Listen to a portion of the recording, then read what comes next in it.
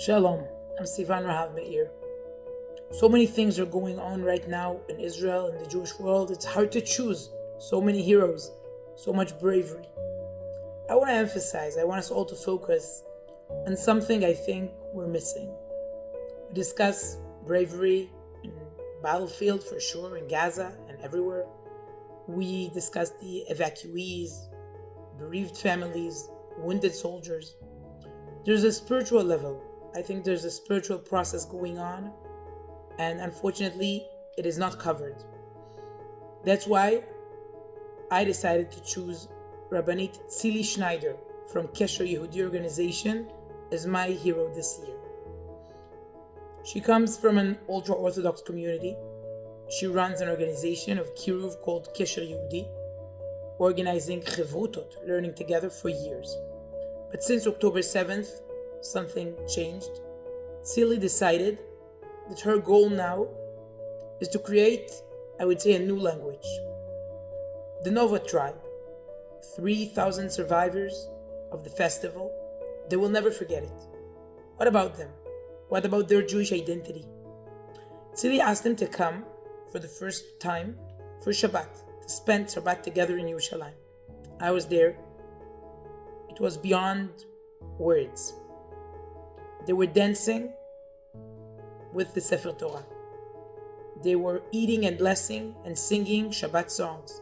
Some come from frum, Orthodox families. They were keeping Shabbat in the past. Some completely unaffiliated, unconnected, learning for the first time about their identity. It became a community. We have a WhatsApp group called Mehanova Yerushalayim. In a way, it's not just a physical location, it's their direction. Mehanova to Yerushalayim. They come here once a month to Yerushalayim, to hotels. Tzili is part of the group, and she really organizes everything with her team. It's fascinating to see the way they're waiting to keep Shabbat together. The peak was Simchat Torah. A year later, the Nova tribe came to Yerushalayim to keep this Yom Tov together, to celebrate Simchat Torah as their yortzeit to their friends, but also as their day of Hatzalah. They were rescued. It was so emotional and so special to see them dancing together. They were dancing there a year ago. Now they're dancing here with the Sefer Torah. Turned off their phones, not connected to everything that's going on out there. No push notifications, no distractions, just holiness. Nobody really, I think, covers it. As a news provider, I'm really shocked to see. This is just one example. Tzili is in touch with the families of the hostages, dozens of families, especially the mothers. They became their best friend. They learn Torah together, and they also come, they participate. I was there, I witnessed families of bravery. Their sons, daughters are not here, kidnapped in Gaza, in tunnels, and they're here, discovering their Jewish identity, some for the first time. They learn Torah, they keep Shabbat. They ask us to do more mitzvot. And there's another circle, the bereaved families. Families of fallen soldiers, they're also involved. I want to just tell people outside of Israel, I know all you hear about is, demonstrations, Twitter fights. Someone said something to someone at the Knesset, our parliament. It's not the full picture. Don't miss, I think, the spiritual process. You see it outside of Israel. The Jews all over the world are becoming more connected, more devoted, more engaged, more. It's everywhere. Unfortunately, you know what they say, that here on the news, every evening at 8, we say good evening, and then we prove to you for an hour why it's not a good one. So I want you to know, good things are going on.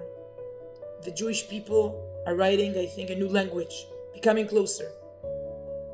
It's one of the miracles. It's a holiday of miracles, Hanukkah. One of the miracles, I think, is the response, the Jewish response. In the Holocaust, I guess it was the opposite. The Jews disappeared. They chose to live their Jewish identity at the shtetl in Europe, either, going to America or to Israel, Judaism wasn't their thing after the Holocaust. In this disaster, after this massacre, we say to Hashem, we understand the message and we want to become closer, not far away. I think it's exactly the opposite now in our generation. People are much closer. You see it everywhere in Israel, from tzitzit to tefillin, from Hashparashat Chala to the mikveh. Everything is higher and closer and more connected.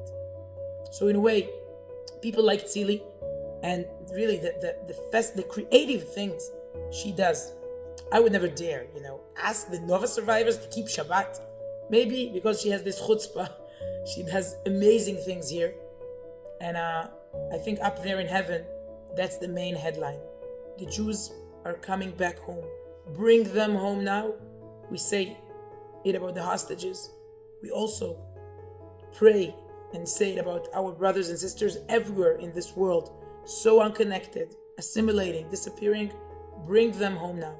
Now is the potential, now is the timing, and you, as partners of Mizrahi, of world Judaism, people who are inside this project of Jewish identity, you can also be part of this process. We're all committed to share our knowledge and to heal the Jewish heart and to face this mutual challenge together and become stronger at the end of the day. Happy Hanukkah from Israel. May we see lots of miracles and lots of light.